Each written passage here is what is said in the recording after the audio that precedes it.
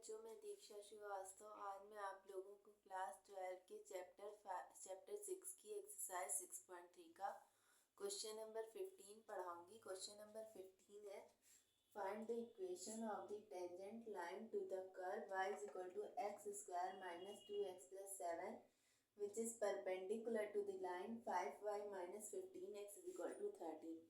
ठीक है, तो हमें वो equation of the tangent find करनी है जो इस लाइन पे तो टेंजेंट है तथा और परपेंडिकुलर है इस लाइन पे 5y minus 15x is equal to 13 पे। ठीक है, तो हम मान लेते हैं ये है हमारा कर्व। ठीक है, ये इस पे ये जो है ये टेंजेंट है। ठीक है, ये कोई पॉइंट है, इस पे point of contact x1 y1। ठीक है, इस टेंजेंट पर एक लाइन परपेंडिकुलर है ऐसे। ठीक है, एक लाइन परपेंडिकुलर ऐसे नहीं जाएगी,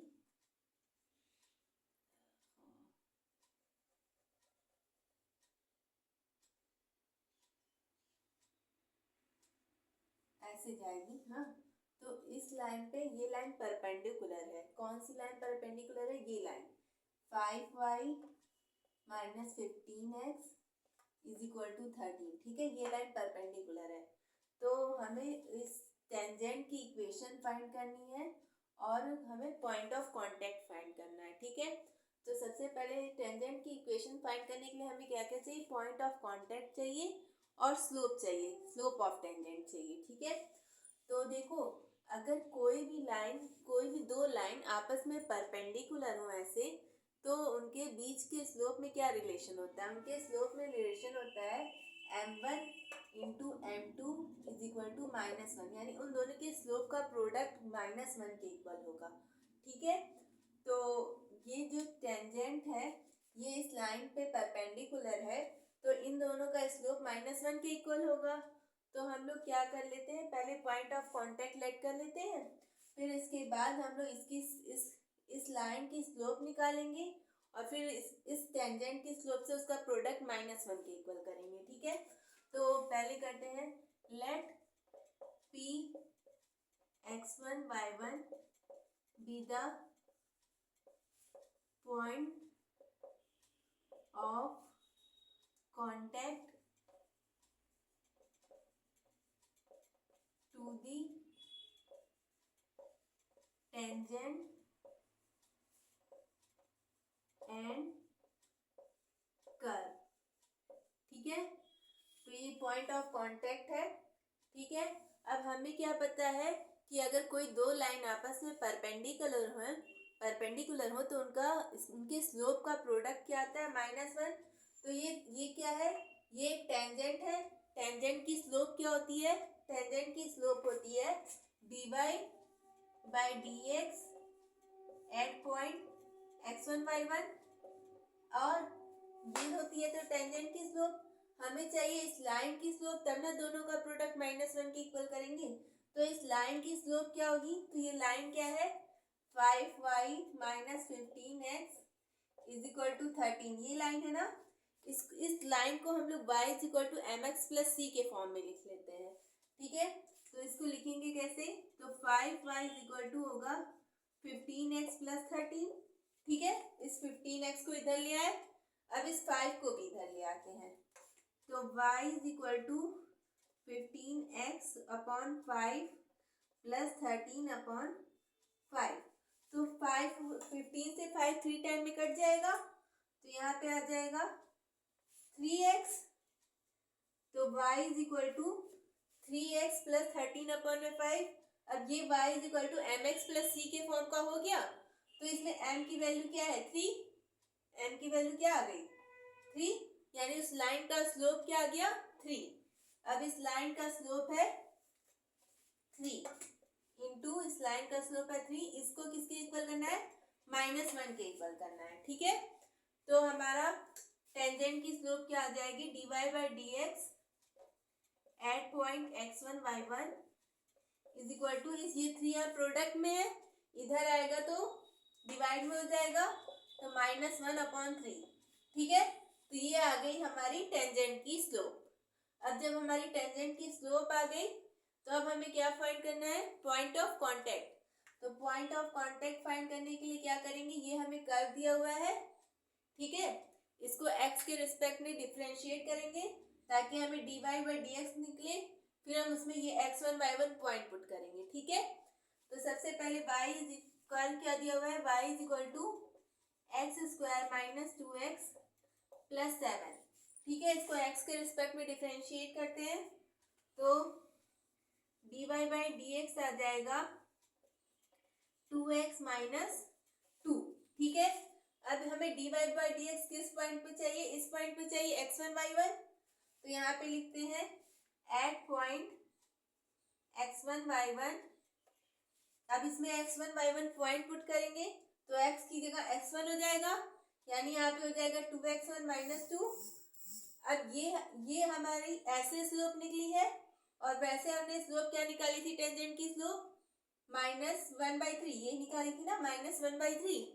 और ऐसे स्लोप क्या है यहाँ पे, ये dy बाई dx किसके इक्वल है, 2x1 माइनस 2 को। तो इन दोनों को हम लोग इक्वल कर सकते हैं, तो इन दोनों को हम लोग इक्वल करते हैं, इसको मिटा ही देते हैं। ओहो, चलो इसका काम तो है नहीं अभी, इसको हम लोग इक्वल करते हैं इन दोनों को, ठीक है। इन दोनों को इक्वल करेंगे तो 2x1 minus 2 is equal to -1/3, तो 2x1 is equal to 2 minus 1/3 हो जाएगा, और 2x1 इज इक्वल टू यहाँ पे क्या आ जाएगा 6 माइनस 1 यानी 5/3 आ जाएगा। तो x1 इज इक्वल टू आ जाएगा 5/6, ठीक है। ये आप लोगों को समझ में आ गया कैसे हुआ, इस 2 को इधर ले आए तो ये प्लस में हो गया, फिर एलसीएम लेके तो यहाँ एलसीएम लेके सॉल्व करेंगे तो यहाँ पे 5/3 आएगा, फिर इस 2 को इधर ले आएंगे तो ये डिवाइड में हो जाएगा, 1/2 का मल्टीप्लाई होगा तो 5/6 आ जाएगा, ठीक है। तो इतना हो गया। तो लेकिन अभी हमें क्या मिला है, सिर्फ x1 मिला है, हमें क्या चाहिए, y1 भी चाहिए।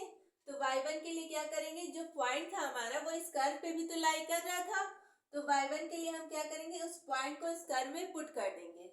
तो पॉइंट को कर्व में पुट करते हैं तो यहाँ पे क्या हो जाएगा, y1 का square is equal to x1 का स्क्वायर माइनस 2x1 प्लस 7 हो जाएगा।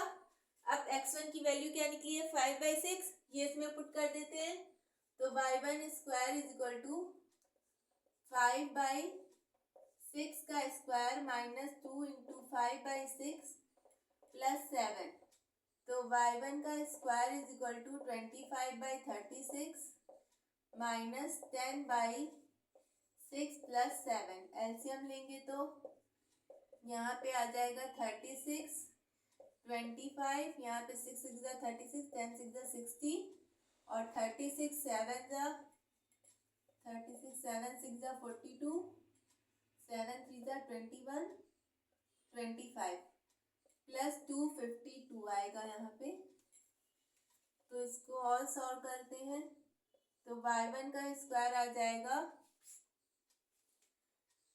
60 में से 25 जाएगा तो 35 बचेगा, और 252 में से 35 घटाएंगे तो 12 में 5 जाएगा 7, 4 में 3 जाएगा 1, 217 बचेगा।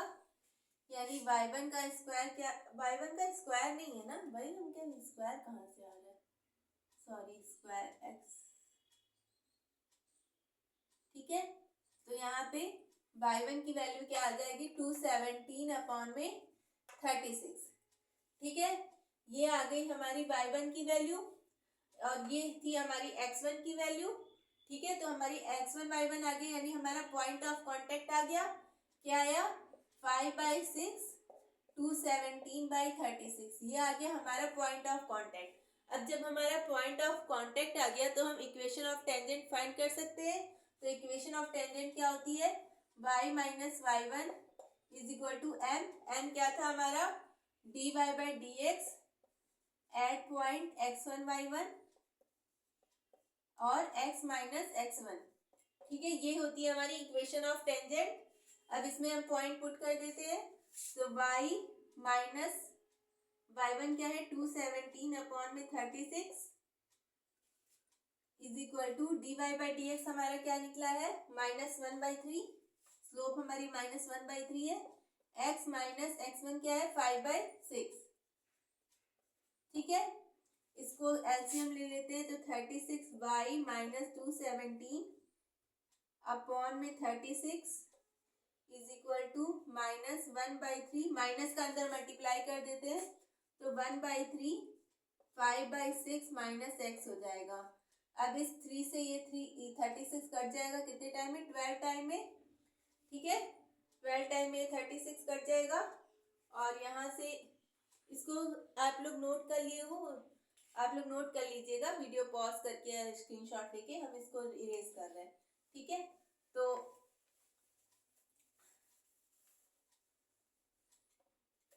यहाँ पे हो जाएगा